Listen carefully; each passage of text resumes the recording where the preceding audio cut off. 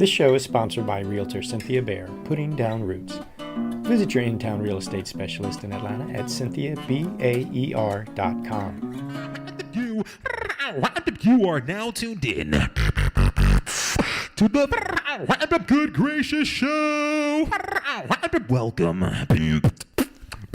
Howdy, Good Gracious family. It is Sunday, January 13th, 2019. Man, 2019, weird to say, and way too late in January for me to get the first podcast of the new year out, but that's just the way it goes. So I am Boyd Baker, your sometimes not too late host, and this is the Good Gracious Show podcast, episode 122. And thanks for joining. These are musicians, artists, and change makers of the South, based here in Atlanta. The plan is to just keep on telling the good stories of folks making a difference and improving lives all over the place. So the South has as good a talent as anybody else in the country, and I just want to keep telling people that and let them share the good news. So it's January, right? It's a new year, so we're trying to get the wheels on everything, and I am no different. I mean, Good Gracious Show podcast, this is a thing that's been going on, obviously for a while since I'm on episode 122, but there's also the live show. I've done 13 of those so far, and I've done a couple of kids shows, but we've got Good Gracious Show number 14 coming up on Saturday, February 9th, 2019, and I've got a really good lineup, and I've got a new venue. So I don't have my tickets signed up yet, but hopefully by the time you listen to this, hopefully they will have squared things up in the back end, all the technical people. But we're going to do our show down in Candler Park, not outside, but at a new venue called the Neighborhood Church. And it used to be the Epworth Church, but they have a beautiful facility. They've just renovated. And I thought, this show could go really well. I mean, music just plays so well anyway in a well-built room. So we're going to do that on Saturday, February 9th. So mark your calendars now and check goodgraciousshowcom for tickets. That will help. I'll have the links up there real soon. Should have it up within 24 hours. So, so I'm excited about that. As well as, this show, the live show, the podcast are all part of a nonprofit that I run called Community Arts Live. And my goal with Community Arts Live, and I started this 10 years ago, was to connect the arts and community through live events and projects and things of that nature. So 2019, I got a lot of projects I want to kind of get out of my brain and get into the world and let people love on each other. So keep your ears open. Community Arts Live, I think you're going to hear that more. I'm going to start talking more about that because really that's the parent that takes care and makes sure Good Gracious Show happens. And so that's it. So on this episode, I sat down with Laura Hennighausen of the Freedom Park Conservancy and talked about Freedom Park Conservancy. Well, do you know where Freedom Park is? Do you know how the Conservancy started? Do you know anything special about it? You just might find out today. Laura is super. She's new executive director over there and got some great plans that I think people are going to start paying more attention and getting engaged because Freedom Park is one of the largest parks we have, and it's got a real fascinating history. As well, I sat down with an amazing singer, Ansley Stewart, and she's a fine musician as well, but she doesn't think she's the greatest in the world. So I know that you won't be able to tell the difference, but her voice, wow. I got so lucky she came down to the Wonder Shop and sat down and played a couple songs and just blew my mind. So you're really going to like her. And, it's fascinating what people do or what they have done. And so she's a working musician now, but, she was very involved in Athens in their music business program for many years. So it's just really neat how all these little threads of Southern music kind of tie together. So that is the upcoming episode. I hope you enjoy.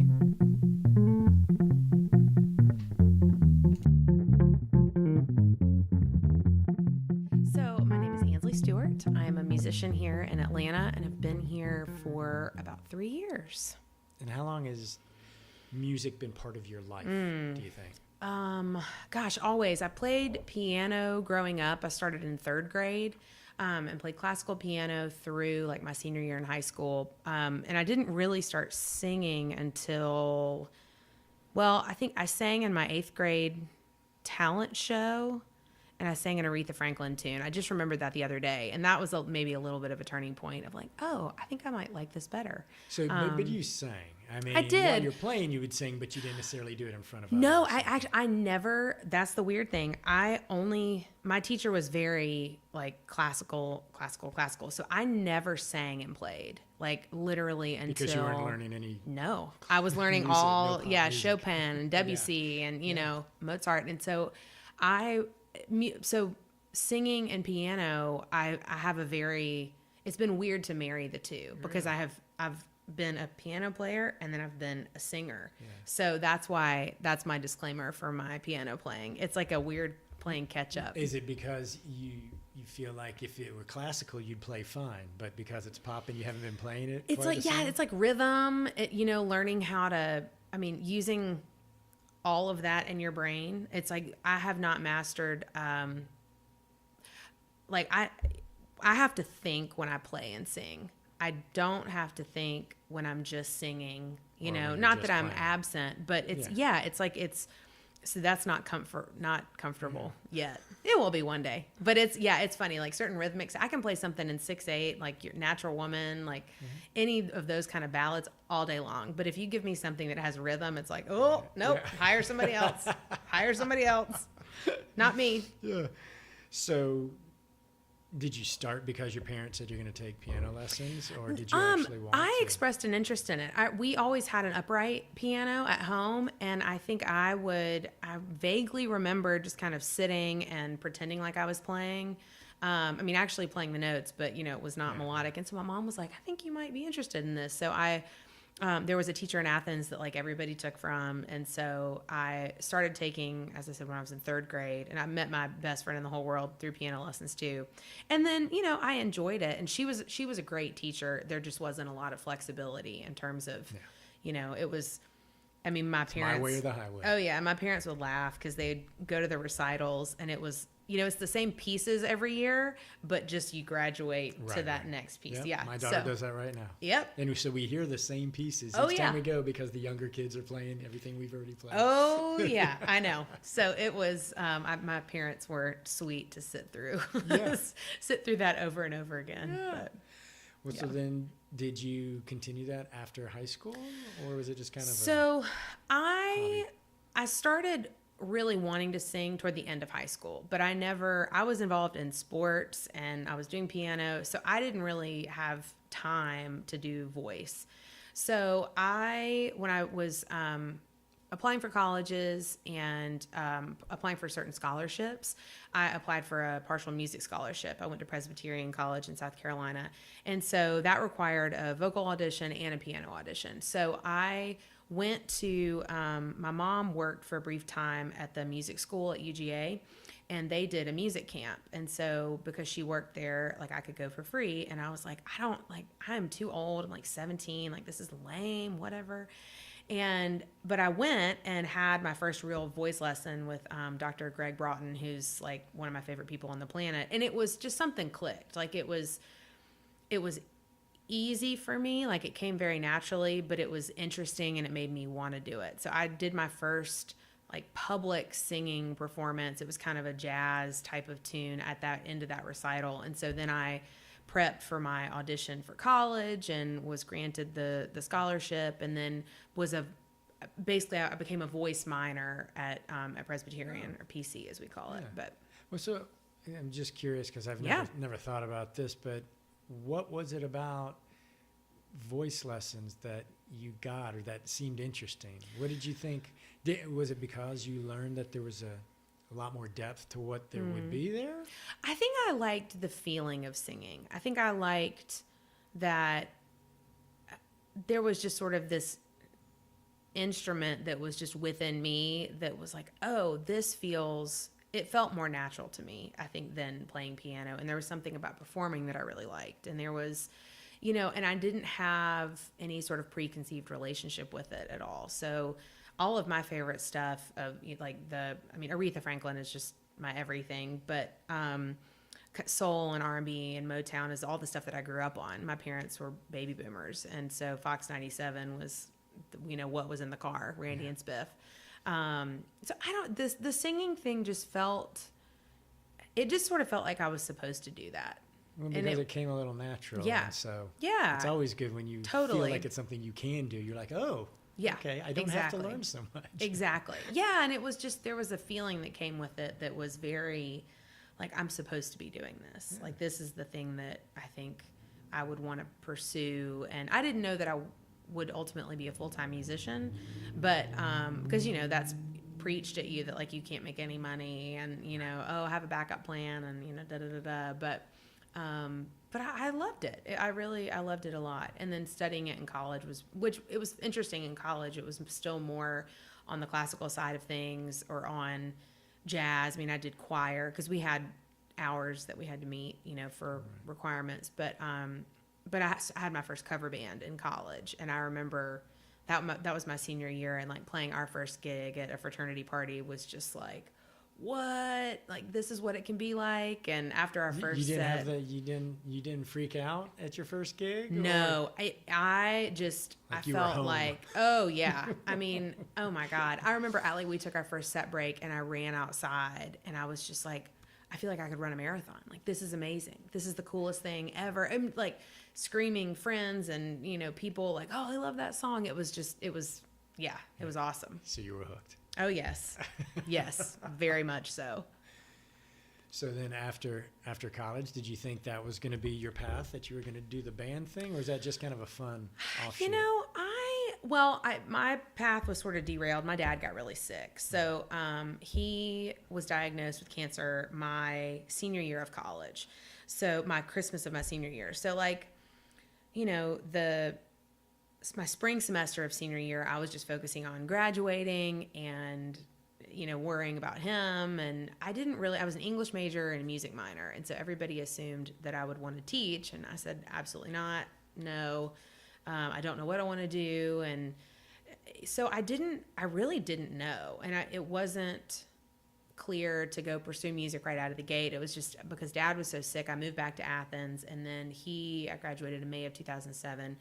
And then he was sick until January of 2008 and then died. And so I was in Athens, and Athens is sort of a weird place to be as an adult, like a young adult. If you're not in college or married with kids, it's kind of a weird gray in between. So, and I had just been applying for jobs at UGA because it was like, well, that's a great place to work, benefits. And your mom had been there. Yeah, right. Else. Yeah. Right. And both my parents went there, and it was like, well, this makes the most sense, and you can do a lot of different things. And so I just kind of got my foot in the door there and worked in one department for about 18 months, and then was hired by the music business program. And then it just sort of, I liked my job at MBUS, as we call it, a lot. And especially when David became the director, which was about a year or so after I'd been there, I was like, oh, this is awesome. I was able to go to grad school, and I was just kind of gigging on the weekends. I wasn't, I don't think I was dreaming all that much. I was so busy with like doing my job and thinking about grad school that it wasn't like, well, what do I really, really, really want to do? When you were gigging, were you just gigging by yourself? No, I was, there was a couple friends in Athens, old school trio, Seth Hendershot, who owns Hendershot's Coffees, awesome. My buddy Jason Fuller, and Carl Lindbergh, who was an amazing bass player in town. They had a little kind of soul old school, and it was called Old School Trio. And so like I would go to Hendershot's and hear them and see them, and through talking with them, they're like, you should come sing with us sometime. And so I would sit in with them, and it was awesome. Like, it was fun. And you didn't have to do anything. They'd already set everything up Yeah, for you. Right. They'd done everything. And here's the mic. Yeah, right. And they, we all love the same type of music. And so that kind of started, word kind of, I guess, got out. And so I would sing with some bands every now and then for one-offs or that kind of thing, but there wasn't anything steady.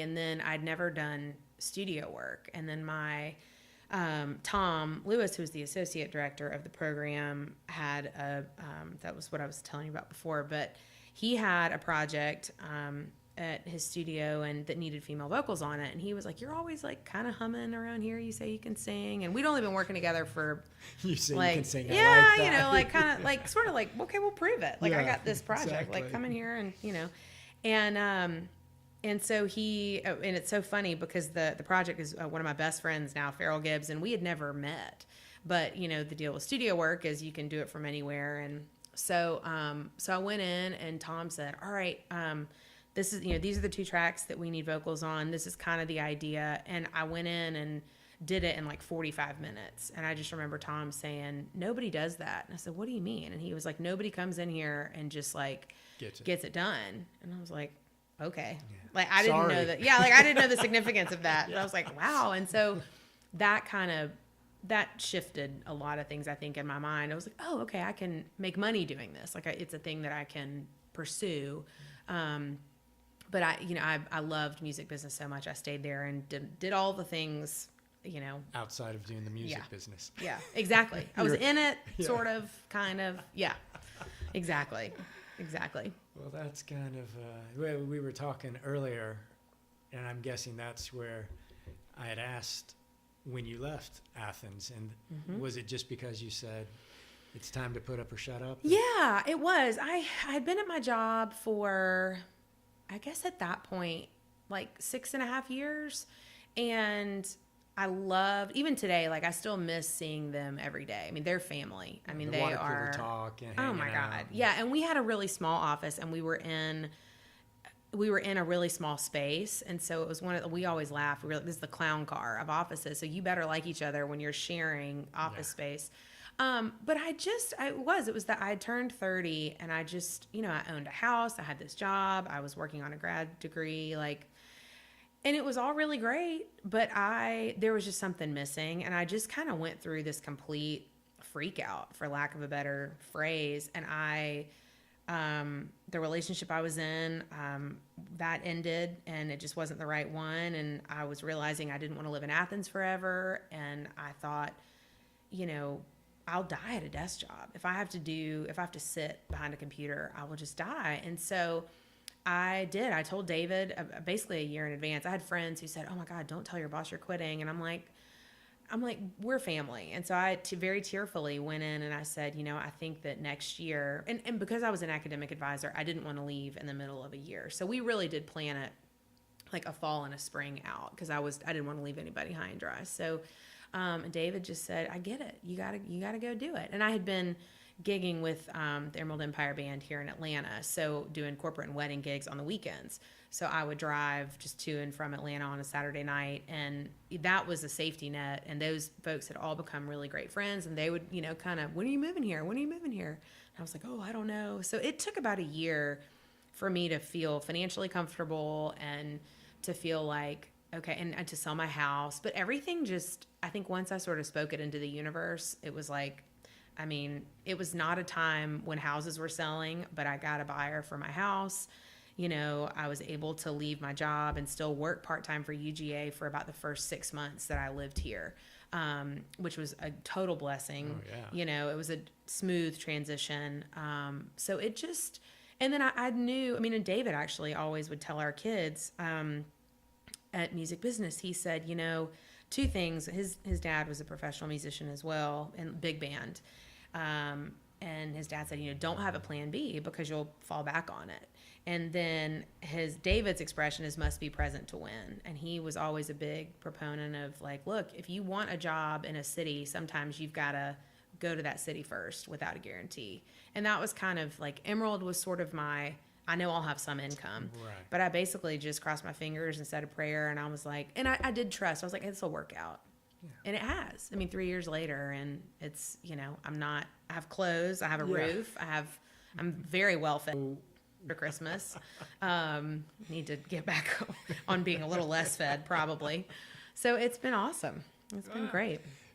So when you came to Atlanta, was your thought that I'm going to start my own band, or you wanted to be an individual singer-songwriter, or did you really know?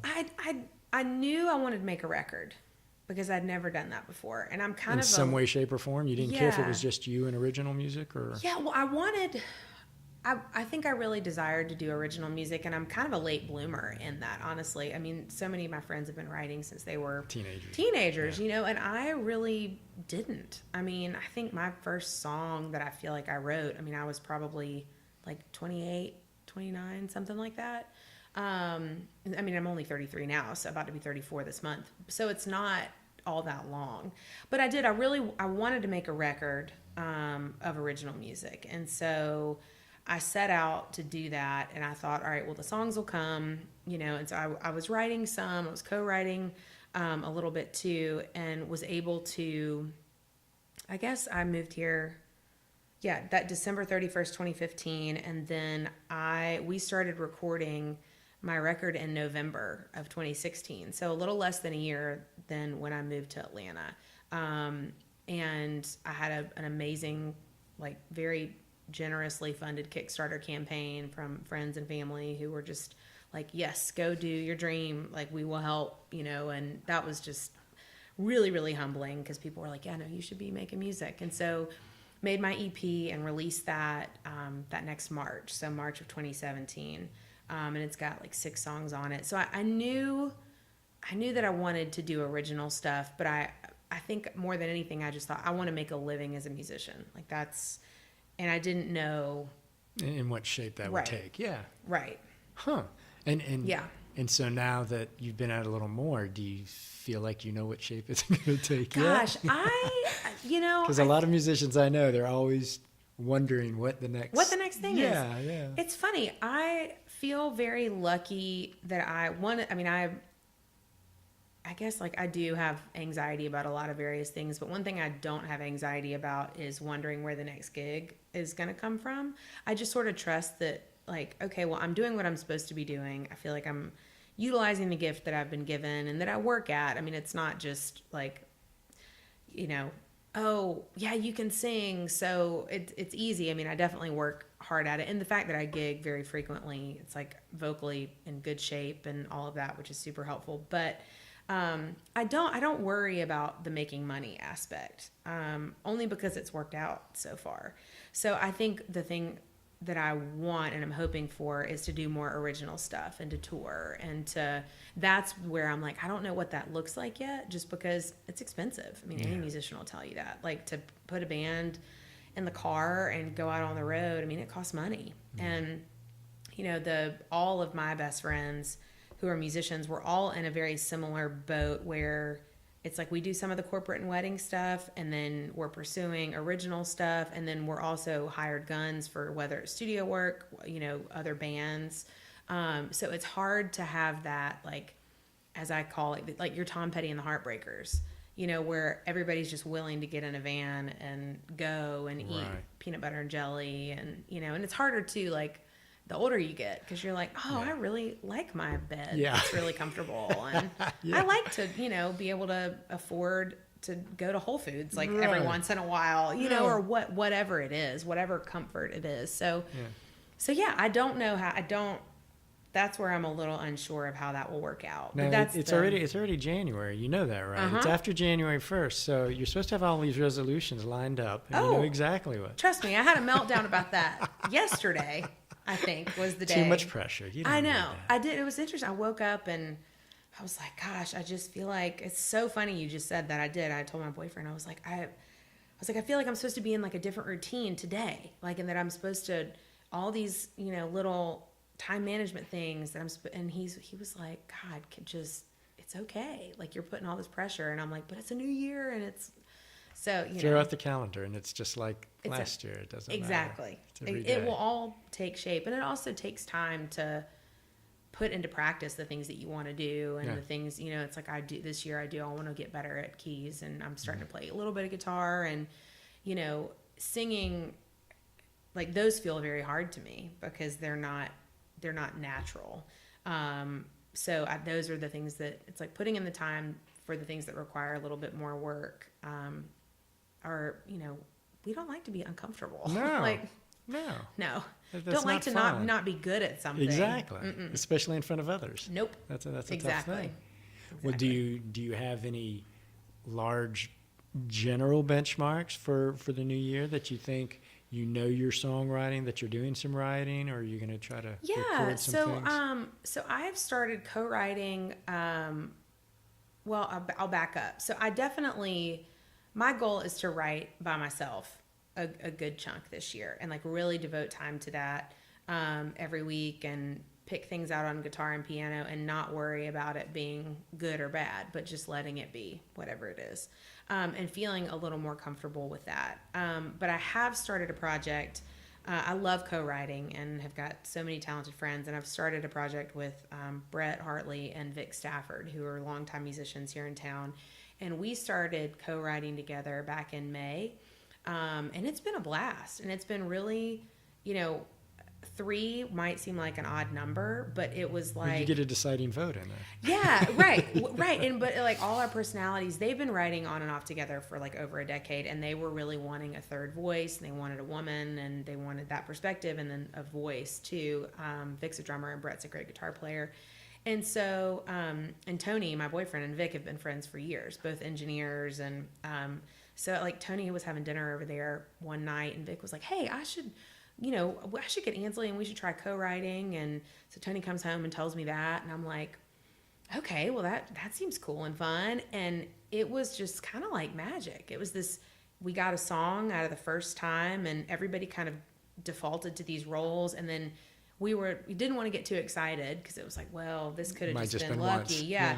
And then every time since, it's like everything works really well. So we have enough content basically for an EP. We're not really sure if we're going to do singles, if we're going to do, what, but we just played a gig in Athens, and that was the first time we sort of played, let the songs, as a band, like, and played them live, which was super cool. And then we've got a gig coming up on January 17th this month at Buteco, our friend Rafa's place over in Grant Park.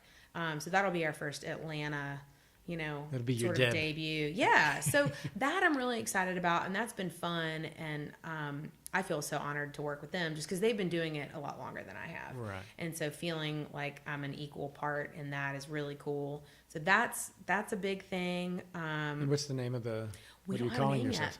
Oh, nice. Yeah, we don't have a name Really yet. good for marketing. Yeah, I know, exactly, right? And a website and all that stuff. Yeah, I'm the worst at that. One goal is to get an intern. I need an intern. Oh, yeah. We all have that goal. God. Well, it's just that, it's like social media is such a black hole, and it's such a... It can be a time suck, too. Yeah, it can. And it's a weird, I am so, as I've said, and it's like no mystery, I'm so extroverted. I'm so I don't...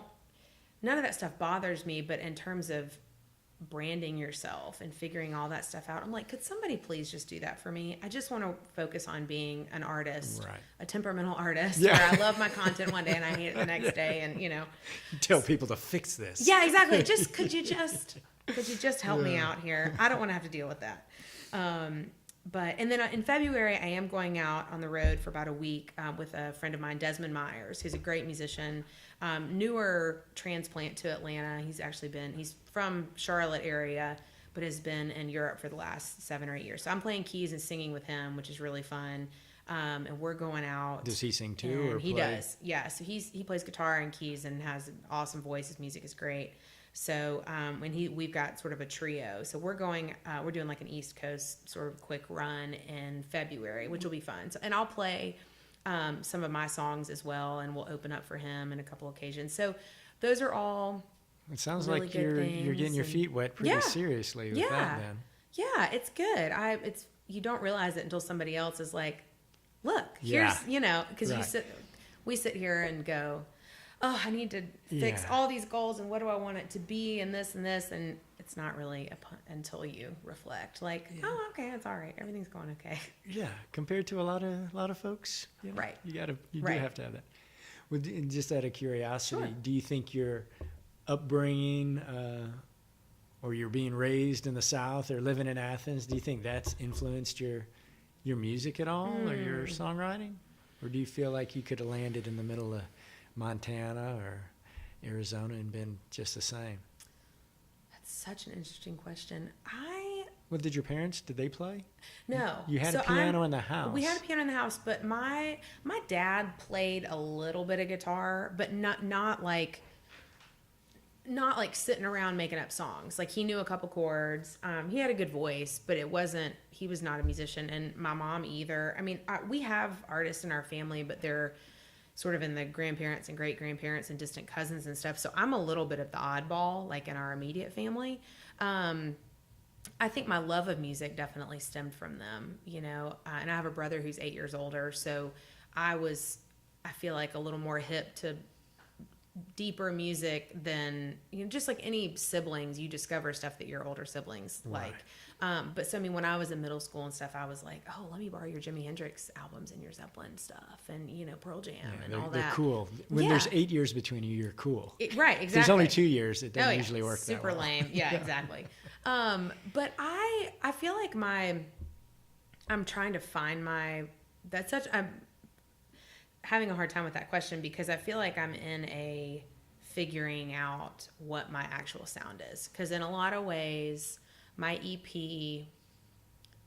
you find that like artists want to distance themselves a lot of times from their first EP, which is sort of how I'm feeling now. And which I am also coming to understand is sort of a good thing because it's like, well, it makes you grow and you want to do something else. And so I think wherever I was born, I was probably going to sing wherever. But now I love being from the South. I love that I have the pleasantries and the manners and the ability to write a thank you note and all of that. But then I also love the art scene here and the way you can also just be like, well, I don't know. There's like a little grit to it too. And there's so many good artists that come, from the South. I mean, God, there's so many. And so I feel like right now it's one of the songs I'll play is actually about a Southern woman. So maybe I am more influenced than I think. I didn't mean to scar you. I've never. Maybe this helps. And no, it's interesting. Yeah, I'm just like, wow, that's a really great question. So I'll get back to you on that. Okay. We'll do that. Well, if anybody wants to find your music or find the name of your new band or any of that stuff. Yeah. So Ansley Stewart Music on Instagram, Facebook. My website is atrocious right now. Again, intern. If anyone knows of an intern, please send them my way. So yeah, AnsleyStewartMusic.com as well. But like Instagram's great, and I'm a little better with the social media stuff than the website. But I'm hoping to get dates up on all of that, and Be cool. Yeah. Well, thanks for coming in. I appreciate it. Yeah, thanks for having me. Very fun. Okay, so the first one I'll play, I wrote this with my friend Stephen Cashwell, and it's a song called Heartbreak Getaway.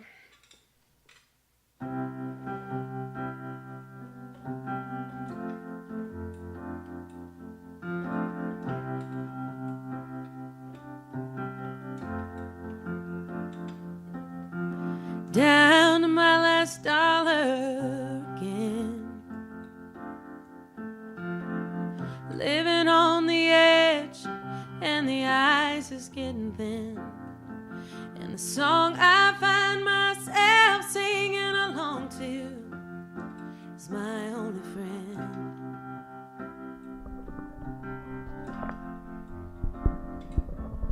There's a bottle of red wine and 2 cigarettes. I haven't smoked 'cause I might taste your lips, and I can't even bring myself to lay on your side of the bed.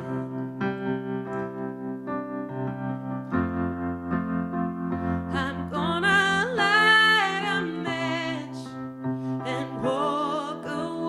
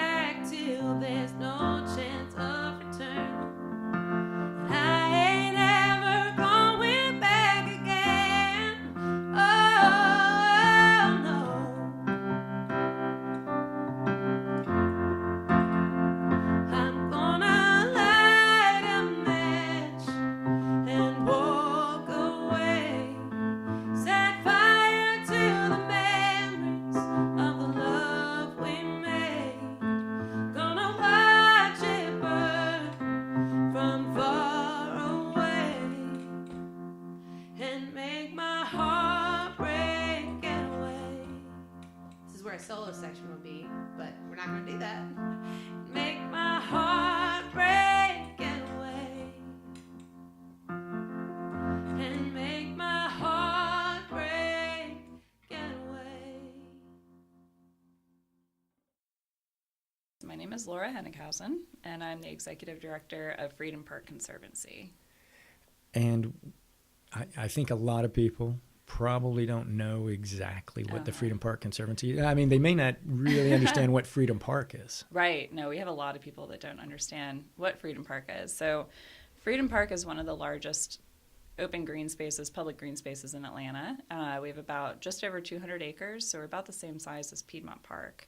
Just spread out in a different way. Yeah, spread out in a very weird fashion. We're long and linear and kind of shaped like an X or even an F if you look at it in a certain way. And so the park really it came about in 1996, really, when the Olympics happened. That's when the park first started going, and they had the original master plan and decided to make this land a park. And the Conservancy really came about right after that. First, there was a group called Caution that started in 1982, and they changed their name to the Conservancy in 97 to really be a nonprofit force to kind of oversee the park and make sure everything was going okay. And they were kind of quiet for many years and just, tried to ensure that the park was handled, well by the Parks Department and everybody was happy with it. And now that it's been, 20-something years since then, we've gotten a little more energized. They hired me about 5 months ago as their first staff person. And they're really wanting to get organized so that we can have some, maybe public programming or make improvements with, maybe more plantings or benches, things like that. And so I'm here to help kind of go through that consideration to decide what might Freedom Park need. So is the Conservancy then is just a board in general that's elected every year or two? We are a 501c3 organization. So we have a board of directors, and we can have up to 16 directors per our bylaws. Right now we have 14. They serve 2-year terms that are renewable. And it's like, any other nonprofit board. They are, but I would say they are well functioning compared to other nonprofits I've worked with. You have to say that, though. Well, and a lot of people don't realize that goes on all around the country, but even in Atlanta, like Piedmont Park, it's a city park, yet a Conservancy kind of oversees. How is that relationship with the city Parks Department? So it really varies. In Atlanta, there are a lot of different kinds of conservancies and friends of groups as well, which are less formal. Piedmont Park is probably the Piedmont Park Conservancy is probably one of the most formalized. And so they take on a lot of the maintenance and things like that in the park. And then Historic Oakland Foundation at Oakland Cemetery, which I worked there for a couple of years before I came to Freedom Park. They're another interesting example because they are there to help with a lot of the gardening and things that the city might not want to or have the money to spend time on, these like kind of high Victorian gardens. I was going to say the more, more garden specific, not just cutting grass. And they're very specific with the plantings, and they have to be historically accurate in some sense. So the foundation takes that on, and then also the historic preservation of the space, so the actual, hardscape, fixing tombstones, things like that. And then there are smaller conservancies like the Olmsted Linear Park Alliance. They handle a lot of the maintenance as well, and they're beautiful parks. So I think conservancies kind of step up as a nonprofit arm to really enhance what the city is already doing, and also kind of be a voice for the neighborhoods and the citizens that live directly around there or use the park to make sure that their voices are heard. The Parks Department manages, hundreds of parks in Atlanta, so sometimes as a more formalized group and kind of being the squeaky wheel when things are necessary to make sure that, the park's getting attention, but also just to be the feet on the ground. I'm in the park every day, and the head of the Parks Department probably is not, because he Yeah, has right. 3,000 other things to do. So it's an extra arm for the city. Well, how did you, what in your background or your upbringing got you interested in this line of engagement? You know, it's community service on a professional level, I guess. That's a good question. I guess I, kind of was always doing volunteer work and stuff growing up.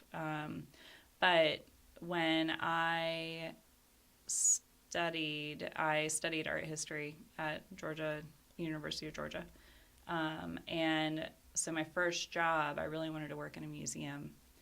And I ended up working for the Botanical Garden because they were hiring on the weekends temporary staff for their art exhibit. They were doing big bugs and killer plants that year. Yeah. So I came in to work there, and from there, worked at the History Center, went back and worked at the Botanical Garden, and then ended up really, somehow spent all of my career now in nonprofit space. And it's a niche area. I got really involved in fundraising, and that kind of became my real area of expertise. And now I can't really imagine doing anything else because, nonprofits don't always pay as much or have all the, benefits in that way. But you don't have a driver? I don't have a penthouse? I don't have a company car. Yeah.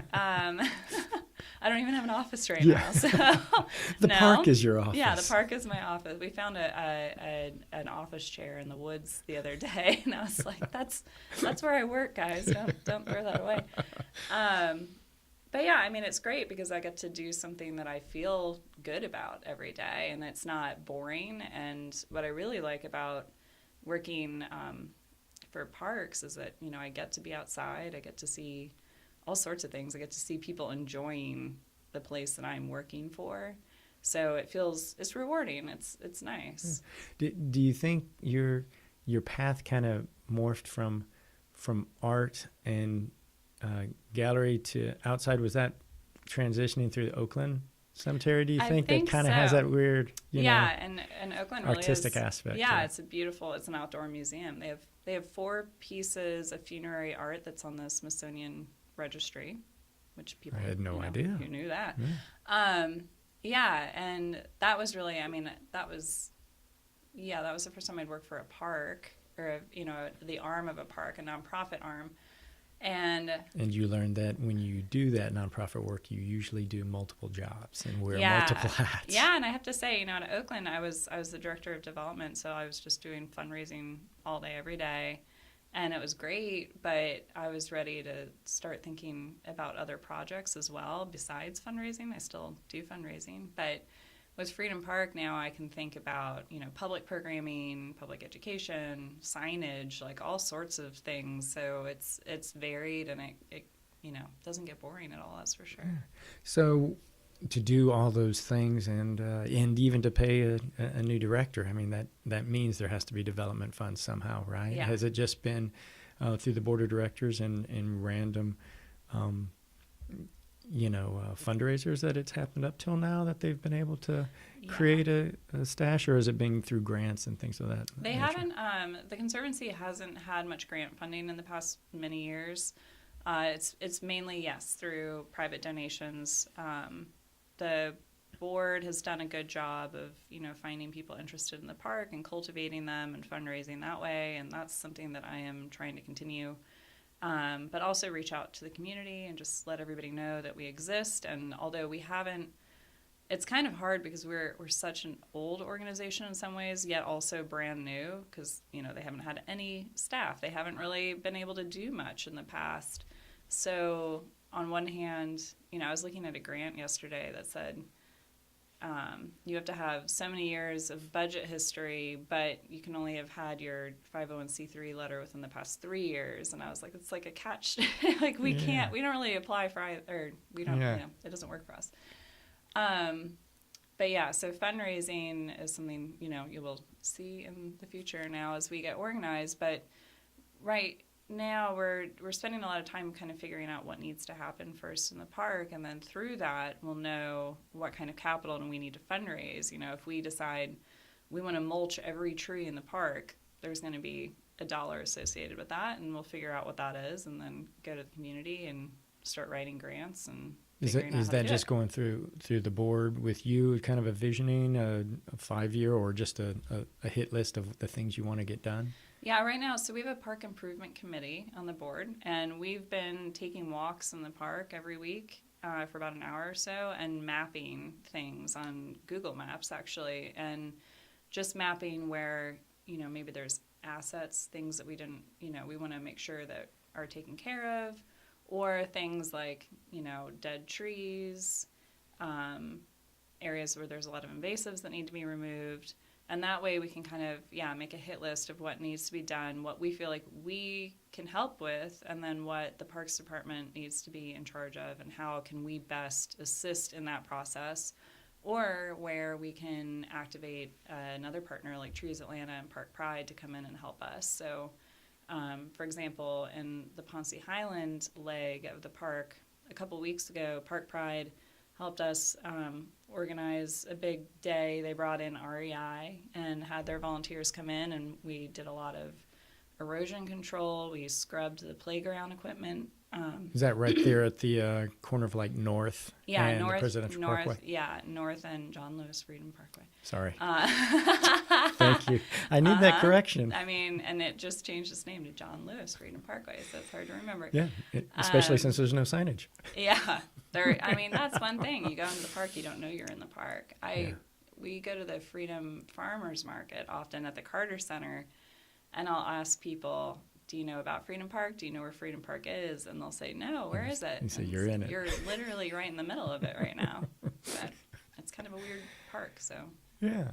Well, it'll be a great learning experience, I'm sure. So is the relationship, I've always been kind of curious, between the conservancies or the Friends of groups and the city, how does that work? I mean, I'm sure with older established groups, you gain a certain authority or relationship. Is it kind of just you've got to build that over time? Yeah.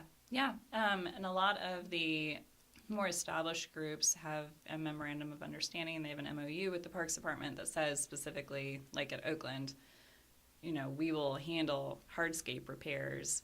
You will, mow these areas of grass, things like that are really specific. And I think mainly when a nonprofit wants to start saying, this is what we're going to help with, we're going to take this on, we are going to garden these specific areas, then it's good to have something more formal with the Parks Department so everybody knows whose responsibility is what and where we can help. But yeah, some of it is informal, and they just are there to, help rally or raise some funding to install, a community garden or something like that. So they vary really between parks because all the parks have different needs as well. And are there any specific things right now that you know of that are going? Any big dreams that are planned for the park? Yeah. Well, one thing people don't know about Freedom Park is that we have been designated by the City Council as Atlanta's art park. So we have some pieces of public sculpture that are maintained by the Office of Cultural Affairs, the mayor's office, and we would love to see more of that in the park. I think that's a way that Freedom Park could really distinguish itself by having these, amazing public art installations, and that's obviously something I'm interested in personally. But it's kismet. It's all coming together. See, that's how I interviewed for my job. But yeah, we would love to see, that is one of the things that Freedom Park is there for. So we'd love to see artists come in and want to do something temporary, do a performance, make a public sculpture that can be there for a couple months or, up to 2 years. A temporary art permit says you can have something there for up to 2 years. And so we are hoping to have a couple more pieces of permanent sculpture installed, hopefully some really nice, names that people would recognize. And I know the city is looking at some acquisitions that could potentially be in Freedom Park. We'll see if that happens, but I'm crossing my fingers. And then we are also working on a couple temporary public art installations on the Conservancy side that we would like to see happen, that they each really reference the history of the park, the history of Atlanta, but are really beautiful. And I think that, if we can rally, I'm hoping that if we do a couple installations or bring an artist to do something really cool, that might energize and kind of inspire other artists to come in and want to do more projects. Because I think people just don't think of Freedom Park. We're huge, but nobody, we're kind of forgotten. Well, and to some degree, that's because people are used to having parking. Yeah. It's one of the few parks that really has no true dedicated right, and there's no space. Yeah, we have 8,000 different entrances. Yeah, and and that's something that we've been looking at, like where are good gateways to have a sign that says, hey, right. You're in Freedom Park now. But yeah, that's just a one thing. Skyrider just rolling across the go. whole time. If you can see me, you're in the park. That. It is a challenge for being a linear and a passive park. So we're a park where we can't have, or we won't have festivals or big events. And that's, it's a challenge on a programming side and even on a fundraising side. I can't have a fundraiser in the park necessarily, but it also just makes us be a little more creative about how we use the space. And maybe, if we can't stay in one place in the park for a big event, maybe we make an event that moves through the park. Maybe we have a parade or something, it's kind of fun to try and think about something creative. To do something. So, now you kind of mentioned, you said you couldn't have a fundraiser in the park. Is that because of the kind of park it is? Mm-hmm. Or? Yeah, we are designated as a passive park. So there's passive and active parks. Active parks can have, sports fields, things like that.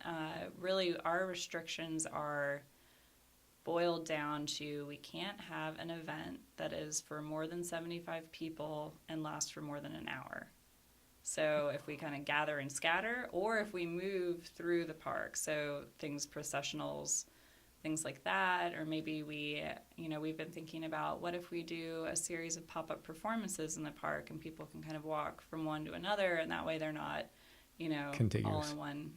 all in one spot. And we also have some other kind of criteria that we have to follow, like we can't have any amplified sound, which it's a long, thin park. So if you have something really loud, you're around a lot of neighbors, and we want to be a good neighbor. So, but we're fine with it. We like it. It makes us different than Piedmont Park or something. Well, that's awesome. Well, if people want to get involved or want to get engaged somehow or learning what's going on, or even just reach out to you to say, hey, I've got an idea, I can help. What's the best way for them to do that? Well, you can go to our website, which is freedompark.org. And you can sign up for our mailing list on there. Also follow us on social media. And they can find my contact information on there as well if anybody's interested. Or we've also been reaching out, encouraging folks if there is an area of the park that you want to make sure is on our map of, or a list of things that need to be addressed as we go through and start prioritizing where we can really help and where we can work with the Parks Department to make sure everything gets taken care of in a timely manner, then just shoot us an email, and we've been adding things to that list. All right. Well, thanks for coming in. I appreciate it. Thank you. Well, that's it for another Good Gracious Show podcast. Hope you found it tantalizing and informative and fun, and go out and see Ansley, and go down to Freedom Park Conservancy or get on their mailing list. This year is going to be a big year for them and for Ansley. So look, you can be right there at the beginning of it. So get yourself engaged. As always, you can find out more information at goodgraciousshow.com, and you can find us on Instagram as well, GG Show Atlanta on Twitter. Social media, I'm thinking 2019, I'm going to try to streamline things a bit. So I'm not positive where it all goes. What do you think? I'm thinking, we got Facebook, we got a website, Instagram. It's so great to have pictures or little videos and things. I might just kind of stick into those realms and stay away from the Twitter sphere. But I'd love to hear what you think, as well as if you know any great musicians, artists, change makers, please reach out to me. You can drop me an email at boyd@goodgraciousshow.com. or just, find me on the street. Or if you're in Canland Park, swing by Wonder Shop and just give a little ring. So that's it. So this music, I always want to thank the uber talented musician Alex Gordon Hi-Fi. He laid down some tracks for me to use as these interstitials sometimes, and it's I just love that sound. So check him out too. Otherwise, be good to yourself, be a good neighbor, hug someone, and we'll see you next week.